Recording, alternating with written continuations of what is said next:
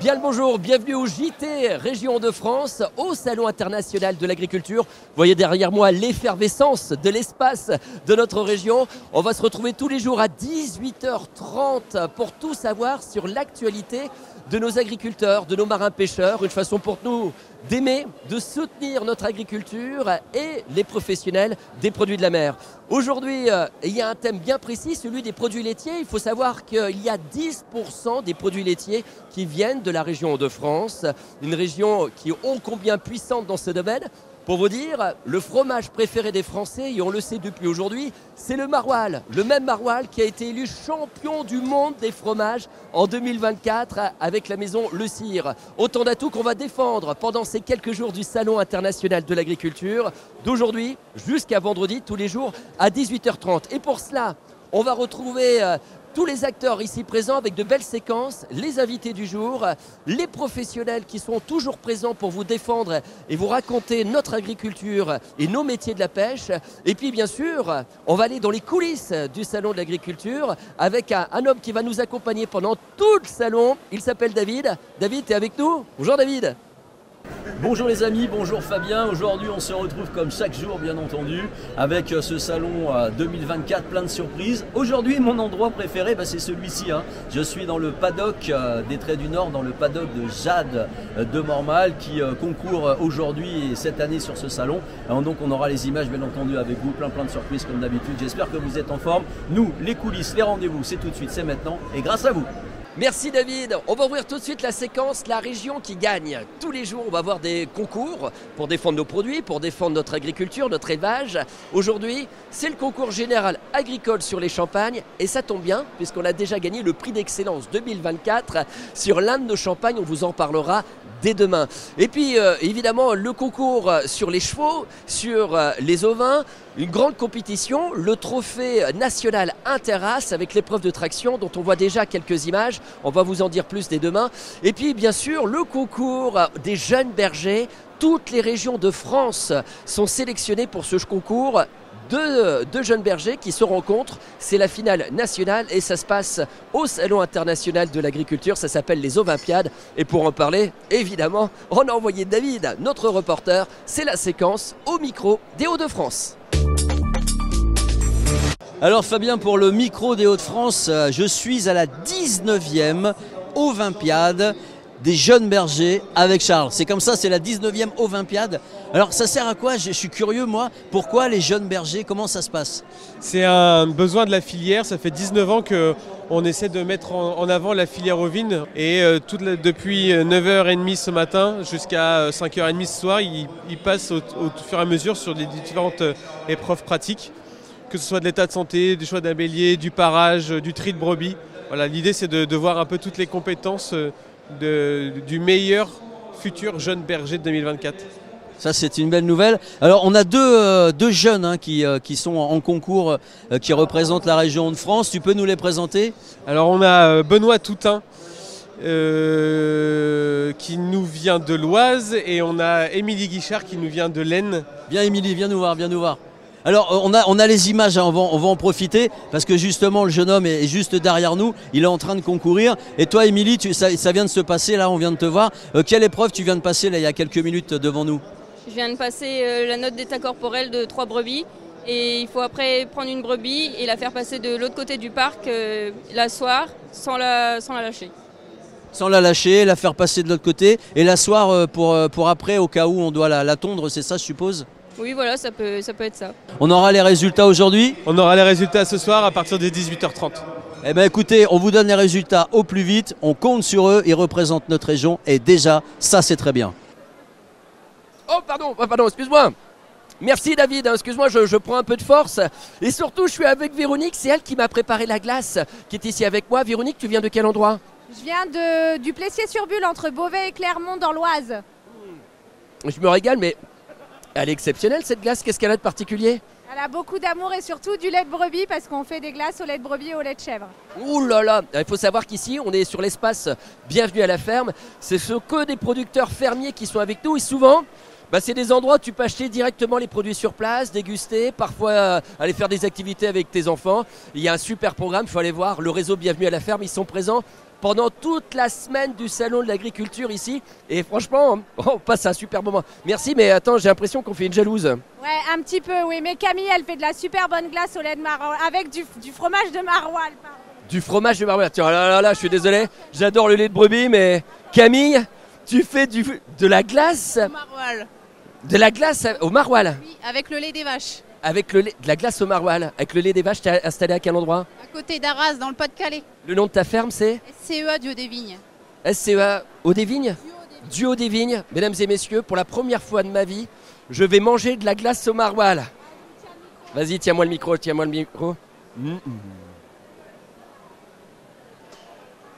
C'est super bon, je me régale. Écoutez, je vais la terminer. En attendant que je la termine, je vous propose qu'on se retrouve tout de suite avec l'invité du jour du JT de la région de France. Bienvenue pour la séquence invité du jour et j'ai même envie de vous dire plusieurs invités du jour. Vous le savez certainement, Boulogne-sur-Mer, c'est le premier port de pêche de France et on a une chance folle, c'est à Boulogne-sur-Mer d'avoir des marins-pêcheurs d'exception. On a même un endroit où on défend l'activité de marins-pêcheurs, c'est juste à côté, c'est à Étaples-sur-Mer, Porlé à Maris. C'est l'endroit où vous allez découvrir ces beaux métiers. Ils viennent de quitter le bateau, ils étaient il y a encore peut-être il y a encore quelques heures sur le bateau, ils sont ici au Salon international de l'agriculture, il y a Nicolas, il y a Stéphane, il y a Rémi, ce sont nos vrais marins-pêcheurs venus spécialement de Boulogne-sur-Mer à la rencontre du public du Salon de l'agriculture. Nicolas, ça va? Il y a combien de temps que tu as quitté le bateau? Hier au soir. Hier au soir, tu te rends compte? Hier au soir. Ça fait combien de temps que tu fais ce métier? Ça fait 27 ans. 27 ans. Est-ce que les parents faisaient déjà ça? Les parents, les grands-parents, arrière-grands-parents. Ça fait combien de générations? Je ne sais pas. Bah, il compte plus. Qu'est-ce que tu pêches? On pêche tout ce qui est encorné, rouge et barbé, merlan, un peu de cabillaud, maquereau, sèche. C'est assez multi-spécifique. Aujourd'hui, la technique de pêche que tu utilises pour pêcher, c'est quoi exactement? Alors c'est le chalut et la seine danoise. Alors explique-nous la différence entre les deux. Alors, le chalut, on tracte le filet. Par contre, la seine danoise, on entoure comme un tonnier le fait à la surface. Nous, on entoure au fond. On encercle le poisson au fond. Alors il y a Stéphane qui est avec nous. Toi aussi, tu es marin-pêcheur. Pareil, c'est de père en fils. Pareil, on est cousins. Ah ouais. C'est la même famille, Qu'est-ce qui a changé à ton avis par rapport aux générations précédentes dans ton activité de marin-pêcheur? Oh bah là, on a beaucoup plus de confort sur nos unités de pêche.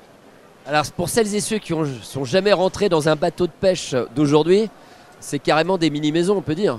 Ah oui, on est bien lotis. C'est quoi ton endroit préféré dans ton bateau? Ah bah moi je suis en passerelle, mais le mieux c'est quand on est reposé dans la couchette. Dans la couchette, il y a tout ce qu'il faut. Après la cuisine c'est bien aussi. Vous êtes combien dans ton bateau? On est 6. 6. Aujourd'hui, tu as combien de personnes qui t'accompagnent? C'est toujours le même équipage qui t'accompagne? En général oui, mais ça bouge pas mal. Les bonhommes tournent un petit peu sur d'autres unités. Combien de temps tu pars en mer dans l'année? Combien de temps? Je pars du lundi, enfin dans la nuit du dimanche au lundi et je reviens le samedi. Ouais, ça se voit, il a encore les petits yeux. Hein. Ça fait combien de temps que tu étais dans le bateau? On est arrivé ce matin. Le nom de ton bateau, c'est comment? La Trinité. La Trinité, si vous allez à Boulogne-sur-Mer, allez faire un petit tour, allez voir Stéphane pour voir la Trinité. Vous allez voir, c'est des bateaux exceptionnels. Puis on a Rémi qui est avec nous. Rémi, ça fait combien de temps que toi, tu es marin-pêcheur? Moi, j'ai commencé avec mon père quand j'étais très jeune, à la sortie de l'école à 14 ans. Et maintenant, je travaille pour un armement à Boulogne. On a 5 bateaux hauturiers et on pêche le lieu noir en mer du Nord. Alors, c'est pas la même technique de pêche que Stéphane et Nicolas. C'est quoi la différence? En pêche hauturière, on part beaucoup plus loin? On part plus loin, on part plus longtemps parce qu'on va chercher des stocks de poissons qui sont plus loin. La technique de pêche, ça reste la même, c'est le chalut de fond, on ne fait pas de seine danoise. Et on pêche du coup essentiellement du lieu noir. Alors le lieu noir, c'est un poisson très intéressant parce qu'on sait que les ressources du lieu noir sont bonnes. Oui, c'est ça, le lieu noir est très bien suivi. On a un label depuis 2010, on a été les premiers en France à avoir ça, c'est le label MSC et qui garantit que le stock est bien suivi. C'est combien de bateaux qui sont labellisés pour cette pêche durable pour le lieu noir? Pour Euronord, c'est 5 bateaux, nos 5 bateaux, les 5 sont labellisés lieu noir en mer du Nord. Alors si vous voyez le petit logo MSC, c'est très facile, hein. On l'a ici, regardez, c'est ce petit logo. la première fois en France, eh ben, c'est évidemment avec l'équipage de Boulogne-sur-Mer, avec les équipages de Rhônord. Et quand vous voyez du poisson, là c'est du hareng, mais on a du lieu noir également. Vous savez que c'est de la pêche durable. On va expliquer d'ailleurs avec les spécialistes du logo MSC. Pour tout vous dire, à quoi ça correspond quand on voit ce logo? Alors le logo correspond à un label international qui récompense en fait les pêcheries qui répondent à des principes bien particuliers. Donc le label MSC regroupe principalement 3 grands principes. Il faut que l'espèce qui soit visée, que le stock soit en bon état, que l'engin de pêche respecte l'écosystème marin et que la gestion de la pêcherie soit la plus stricte possible. Voilà. Et tout est évalué par un organisme certificateur indépendant. Et au bout d'une année, si l'évaluation est concluante, on a la possibilité d'apposer ce logo MSC sur les produits. Alors vous le voyez partout, ça vous prouve à quel point nos marins pêcheurs à Boulogne-sur-Mer font attention à notre ressource. Et puis c'est une grande famille, parce qu'à Boulogne-sur-Mer, c'est aussi le premier centre européen de la transformation des produits de la mer et de la logistique. Et on a une grande maison, il y a Philippe qui est à côté de moi. Tu viens d'une grande maison de Boulogne-sur-Mer qui s'appelle comment? Bonjour, je fais partie du groupe de Lanchy. Et il faut savoir que de tradition, on est au Salon de l'Agriculture à Paris, Boulogne-sur-Mer ramène toujours le poisson à Paris. Il y a même une course de poissons qui s'appelle la route du poisson. Mais Philippe et l'ensemble de ses équipes, ils peuvent ramener du poisson de Boulogne-sur-Mer dans tous les pays européens limitrophes en combien de temps? 24 heures. Et puis surtout, notre métier, c'est de défendre les pêcheurs qui risquent leur vie tous les jours pour donner aux consommateurs du poisson frais. On a de la chance d'avoir ce pôle d'excellence, c'était notre invité du jour, nos invités du jour. Et ils sont bien présents au Salon international de l'agriculture. Moi je pense qu'il ne faut pas rater ce moment de bonheur. Ce que je vous propose, c'est d'en savoir un peu plus sur les coulisses du Salon de l'agriculture. Et pour cela, rendez-vous avec David. Alors Fabien, dans les coulisses de ce salon, il y a également, j'ai envie de dire, des personnes, des personnalités même que l'on rencontre. Je ne suis pas seul, je suis avec Gilles Druet. Gilles Druet avait la chance en 2019, c'est bien ça, d'avoir les régies du salon. Elle représentait notre région, Imminence. Et moi j'ai envie de savoir, parce que voilà, je passe dans l'allée, je te rencontre Gilles, et je me suis dit, tiens, je voudrais savoir, en 2019, comment toi tu as ressenti cet événement? Oh, c'était un événement formidable, énormément d'émotions, un souvenir pour moi et toute la famille, c'était vraiment un moment extraordinaire, quoi.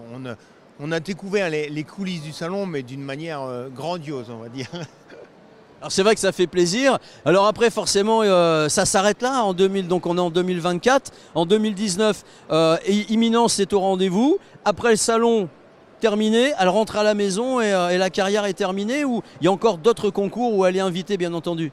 Ah oui, non mais il y a eu le pendant, il y a eu l'avant parce qu'il y a eu énormément de préparation, mais il y a eu également l'après. On a fait plein de manifestations avec elle, plein de concours, elle a été réinvitée plein de fois, quoi. Et le grand souvenir que j'en ai, c'est les éleveurs, la population en règle générale, quoi, qui est venue nous voir et nous dire: ah mais on vous reconnaît, vous avez été au salon de l'agriculture, c'était magnifique, vous nous avez mis en avant, enfin voilà, et là on se sent soutenu et c'est vrai que c'est vraiment très agréable et ça fait énormément de plaisir, quoi. Alors ton élevage est dans le parc naturel régional, je crois, de l'Avesnois, c'est bien ça? Voilà, oui, on a mis en avant notre parc naturel régional de l'Avesnois avec tout le bocage qu'il y a autour, tout ça, et donc on était fiers de présenter ça, quoi. Et aujourd'hui, c'est la retraite, pas pour toi, hein, pour Imminence, c'est fini, c'est la retraite, elle est tranquille? Non, Imminence est toujours là, elle nous a refait un veau cette année et ça va, tout va bien pour elle, quoi, il n'y a pas de souci. Et c'est toujours la patronne à la maison? Ah, c'est la patronne, c'est la chouchoutée, voilà, on a tout le temps un petit regard pour elle, on l'appelle, elle tend ses oreilles, enfin voilà, ça rappelle beaucoup de souvenirs, quoi, à chaque fois. On fait un retour en 2019, justement, malgré qu'on soit en 2024. Alors Gilles n'est pas tout seul, hein, il est venu avec des copines derrière, la Bleu du Nord. Alors cette année, pas de concours, c'est tous les 2-3 ans, c'est ça, 5 ans, comment ça se passe? Voilà, on essaie de faire un concours tous les 3-4 ans, 5 ans. Et par contre, pendant les années où il n'y a pas de concours, on vient avec 5 animaux juste pour faire une présentation de notre race, quoi, en fait. C'est comme ça que ça se passe. Et donc là, on en a fait un l'année dernière, en 2023. où on a même fait la grande championne du concours. Donc là, c'était une grande fierté aussi. Et puis bah voilà, c'est un moment convivial. J'arrive à réunir tous nos éleveurs en bleu du Nord et ça, on passe un bon moment avec ça, quoi. Voilà, c'est le rendez-vous ici pour ce 60e Salon international de l'agriculture ici à Paris, avec, comme il vient de le dire Gilles, plein de rendez-vous, plein de surprises, avec également pour vous bien la possibilité de rencontrer les éleveurs. Et on peut le voir hein, quand même, ce sont des passionnés et ce sont des copains qui se rencontrent ici à Paris après un travail effectué tout au long de l'année. Merci Gilles, et puis peut-être à bientôt sur un autre concours. Ça marche, merci. Merci à vous, on se retrouve vers d'autres coulisses, il y en a plein pour vous. Le salon c'est ici, c'est à Paris, c'est le 60e. On va commencer une séquence assez incroyable. Le jeu de la ferme. À chaque fois, on a des candidats qui sont des visiteurs du Salon international de l'agriculture qui peuvent gagner un cadeau. Et là, en l'occurrence, on va offrir un maroilles, mais pas n'importe lequel. Le champion du monde des fromages 2024, le fameux maroilles de la maison Le Cire. Et je vous rappelle que c'est le fromage préféré des Français depuis aujourd'hui. C'est l'actualité. Ça a été élu aujourd'hui, fromage préféré des Français. Alors pour avec moi, mesdames et messieurs, on a la confrérie du maroilles qui est ici avec moi.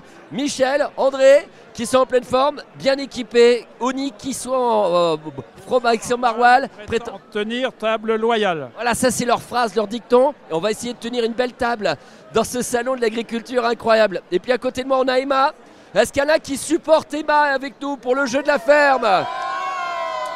Ambiance de incroyable, incroyable. C'est une star, Emma, c'est une star. Emma, comment? Comme Michel. Comme Michel qui est ici de la confrérie du maroilles, du syndicat des affideurs du maroilles. Emma, tu viens de quel endroit? Paris. De la région parisienne, on est bien. T'es pas venu tout seul, hein, t'es venu avec des amis? Je suis venu avec des Parisiens aussi, mais avec 3 amis. Est-ce que tu connais un peu les Hauts-de-France? Je bosse dans les Hauts-de-France. Ah, tu bosses à quel endroit? Dans l'Oise. Dans l'Oise. Quelle ville?